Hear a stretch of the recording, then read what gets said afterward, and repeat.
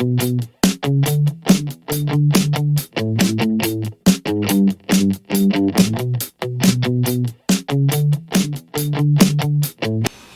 everyone, welcome back to the channel. This is Aromas by Miles and I am Miles. Thanks for tuning in and joining us on this slow dance around the world of fragrances, and we're going to continue today with our Discovery Set series, which we've been doing for a little bit. I'm excited to show you today room 1015, the Discovery Set from that house. I paid $60 for it at a discounter. You're going to get 10 2 ml samples. And it's a pretty good way to find out about some of these fragrances that you're not going to find anywhere else, or you probably normally wouldn't get your nose on. So it comes in a sleeve like this, and it's got these little boxes in it that are wedged in here tighter than you could ever imagine. So I'm going to go ahead and pull these out and have them ready for you so we don't have to fumble around with that, because it really is a pain in the patootie to get these things out of this box. So let's jump in. The first one I want to talk about is Holly Rose, and that's a fragrance that was created by Jerome Epinay. It was launched in 2017. It's an oriental floral, and first sniff on this, I got a lot of leather and a lot of rose. And let me put this on the strip here. Yeah, so yeah, it's a leather rose scent. At least that's what I get out of it. The top notes are black currant, black pepper, rose oil, orchid. It's got a little bit of leather and patchouli in the base. There's not a lot of notes listed. Rose comes on strong first, then the leather hits. And I'm honestly not sure if these really go together. This isn't that road ooze combo that you normally get, that you're kind of used to. I do get a little orchid coming up under the rose. There's very little black pepper in it. Sorry, Jerome, this one's not my style. I think this is feminine all the way. Moderate to below average projection and longevity, so I think I'm going to probably keep this one in the box. So let's take a look at the next one. The next one is Electric Wood. It was launched in 2015, I believe. It's a woody spicy. This one's got the noses behind this one are Emily Bourgeois and Sophie Bergal. It's got a very woody opening in it. Let me put it on strip. Very woody opening. It's a lot of cedar and ambroxan.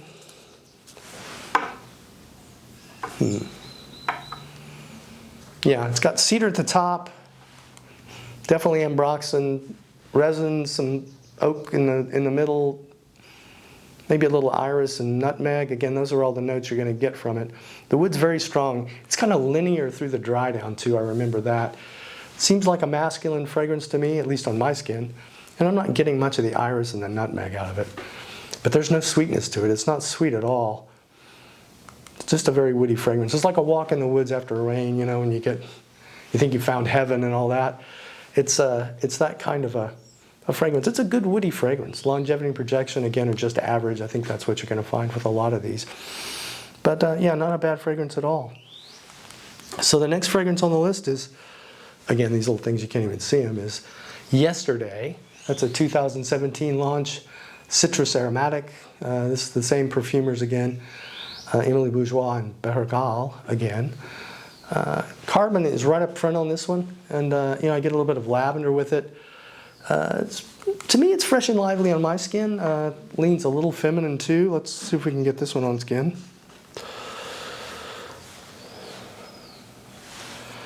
These tiny things with my bare hands are not the best way to do it. Yeah, just make a little bit of air. Yeah, it's a lively scent. At the top, it's got cardamom, thyme, bergamot, orange, basil. The mids are geranium, lavender, artemisia, and caraway seeds. That's an interesting throw in there. The base is vetiver, sandalwood, white musk, tonka, and amberwood. But strangely, I get some caraway seeds at the opening on this. It's a different kind of opening. Lavender stays out in the dry down. There's no musk for me here. I can't get any musk out of it. There is a hint of vetiver that kind of moves on after the dry down. I'd say this is a good summer freshie. I don't think it can handle the Texas heat like some of the others, and I think men can wear it as it develops. It's pretty feminine in the beginning, in the opening, but I think as it dries down, it's a pretty good manly type scent. So let's take a look at the next one. Next one's going to be Purple Mantra. It's a 2022 release, and that's the Serge d'Olivier is the nose behind that one. It's an aromatic. I get a hint of oud with this, if I remember right. Let me put this one on strip.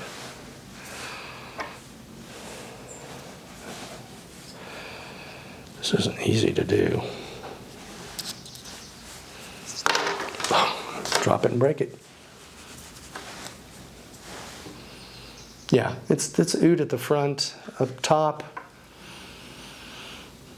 Maybe a little myrrh and incense together. I don't think that lasts very long.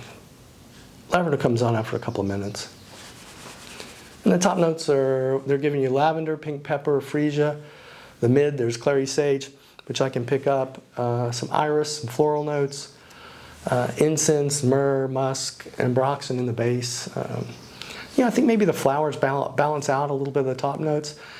The sage and the amber are going to come out, but they come out a little bit more toward the development in the middle and after the dry down. This isn't a groundbreaker, but it's solid. I think it's a good evening scent. Unisex with modern projection. It's a good herbal aromatic. I think it's something that would be worth getting your nose on if you were interested in those types of fragrances. I'm not a big aromatic guy, so for me, I'd probably leave it in the box too. But let's move on. The next one is called 1015. It's a Jerome Epinay fragrance, launched in 2019. It's another woody aromatic.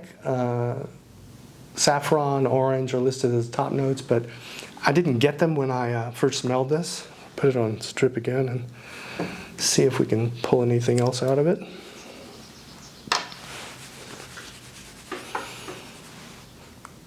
Yeah. I get some saffron, maybe a little bit of orange, and the top notes that are listed are saffron and orange. I think there's other things in there too, but violet and iris come out in the mid, sandalwood, gaiac wood, and papyrus in the base. So sandalwood and gaiac predominate, at least on my skin. I do get a hint of violet as it comes through toward the end. It's not, again, another scent that isn't sweet at all, and there's really no citrus to it. It's just a woody, solid woody fragrance. Longevity's average. It's a little more fresh than the Purple Mantra before, but it's still, all in all, a woody, aromatic kind of scent. So I think that's a good one. Let's take a look at the next one. The next one's called Sweet Leaf. It's a 2021 release. They're calling it an aromatic. There's no perfumer listed. But this is a very cannabis-forward fragrance. It's kind of woodsy with green herbal notes to it, kind of a kick in that direction. There are not many notes listed, but what they've got listed is cannabis, eucalyptus, grapefruit, angelica, and jasmine. Let's see how this one handles. All right, let's try that. Okay. Whew. I got that everywhere. All right, let's see what happens. Ooh, all right. Ooh, okay. Yeah, anybody want to roll a doobie? This one is cannabis forward like crazy.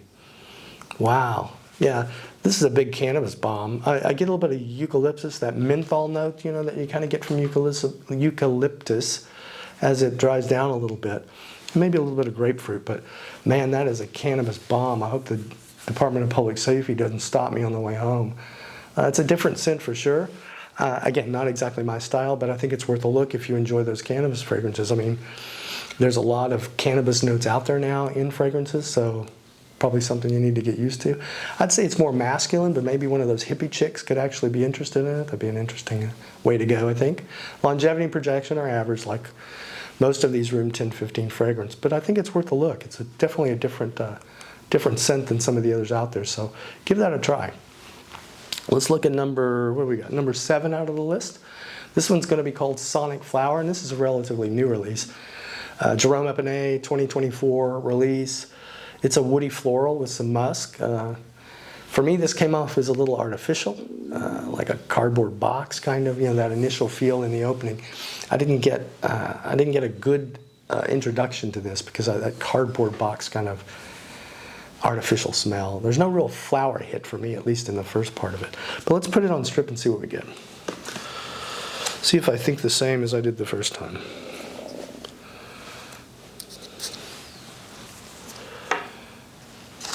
Okay. Yeah. Yeah, it's not a heavy floral upfront fragrance at all. The top notes are carrot seeds, pink pepper, orris, jasmine in the mid, musk, ambroxan, and cashmere in the base. But I'm not getting all of those notes. I'm not sure what's going on with this fragrance really. I mean, it might be the orris that I'm smelling, giving me that artificial boxy kind of smell. I'm not sure. The musk comes in and a little bit after the dry down. It just feels a little heavy to me. I don't know how to describe it. Deep forest, maybe with some mud, that sort of thing. You know, that weird sort of smell. It smells good. It's just not very energetic. It's not lively enough for me. It's more feminine, I think, than masculine. And longevity and projection really are not great at all on this one. It's a nice scent, but I would say it needs more oomph for me. It's just not something that I would probably run off and buy as a result of this discovery set. So let's see what the next one is. Oh, okay. The next one's Cherry Punk. Cherry Punk's gotten a ton of hype over the last 2 or 3 years, or 4 years, I guess now.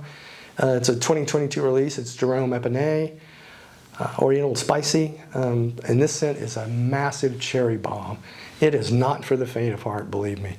It has got some cherry up front like you wouldn't believe. But it does a little tricky mess a few minutes later in the dry down. Changes almost completely. So let's get it on the strip here.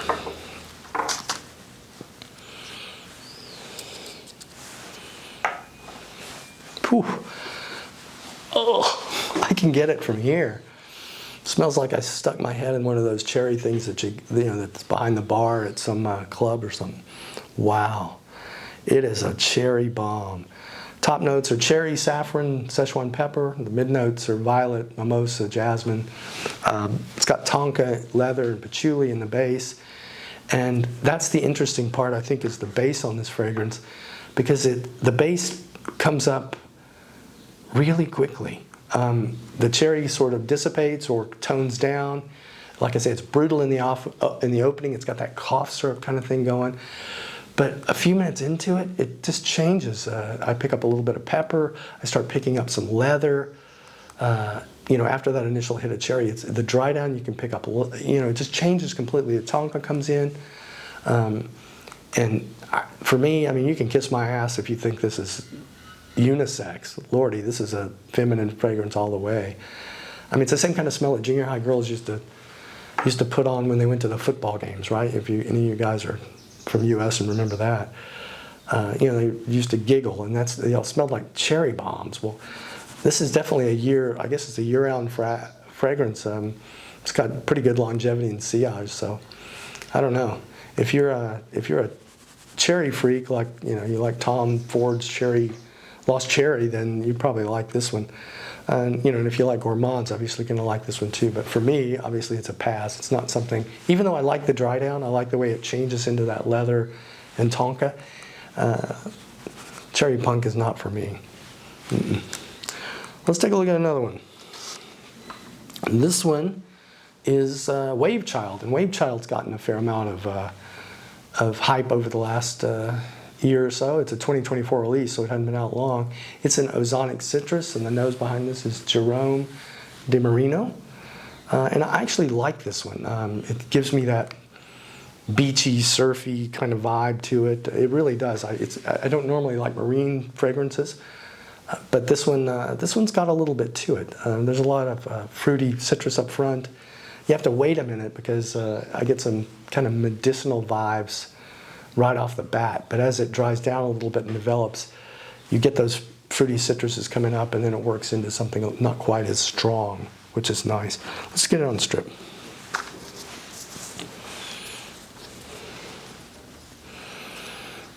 I'm going to shoot myself in the eye with this thing.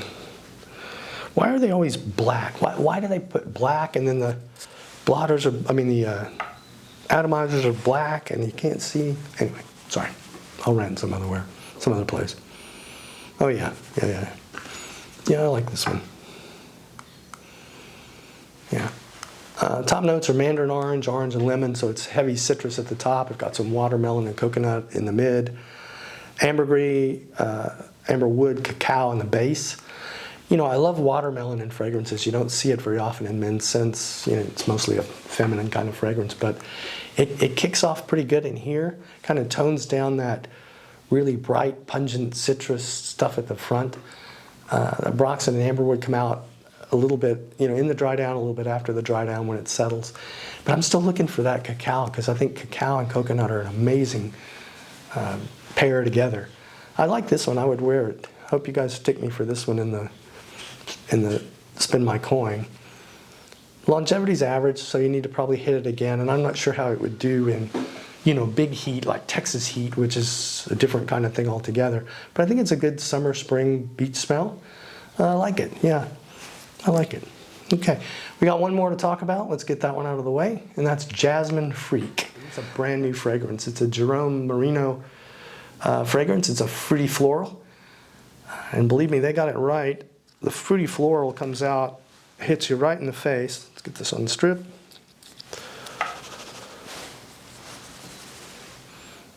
Oh yeah, that's a big floral hit. Black pepper. There's something else in there. It seems like I'm getting mango. I'm not sure. The top notes are mango, sweet orange, black currant, black pepper. I get the mango, maybe a little bit of orange, and definitely the black pepper. The mid notes are jasmine, Indian tuberose, and ylang ylang. And the base is musk and cashmere wood. Wow. I would say no way I'd wear this after the opening. But honestly, after a few minutes, the sweetness calms down. And I think I'd give it a try. That surprises me. The musk is pushed down. I don't get much from that. But again, I think it's a pretty good fragrance. Moderate longevity, so just what you would expect. It's a little expensive, which surprises me again, but maybe it's an outside day fragrance, not too hot. I think it'd be nice. You could take my coins on this one. I think I'd be okay with it. Women could share it. Or my woman could share it, I should say. Women could wear it, and my woman would probably share it. Okay, well that's number 10. That's Room 1015's Discovery Set. I hope you like that, and you frag hats out there, I'd like to know what you think. Leave a comment, see which ones you think I should try and put in my collection. Most of them are woody florals, but there's a little citrus involved. Like I say, this Discovery Set was $60 for 20 mLs of juice, so that's not a bad thing. And again, we got to explore a few fragrances that we normally wouldn't be putting on, so I think that's a great idea. Anyway, thanks for watching. I hope you learned a little bit about Room 1015. Please subscribe, like the video. You know, it helps Medic Outpost, which is a nonprofit that helps first responders around the world. And remember, in the game of life, never lose the last point. Take care, be safe, and I'll see you in the next video. Take care. Y usted puede ir haciendo algo más. Revisa. Aromas by Miles is proud to support the nonprofit Medic Outpost. Medic Outpost's mission is to provide training and equipment to remote first responders around the world. They've increased the quality of healthcare and access to healthcare in some of the most remote areas in the world.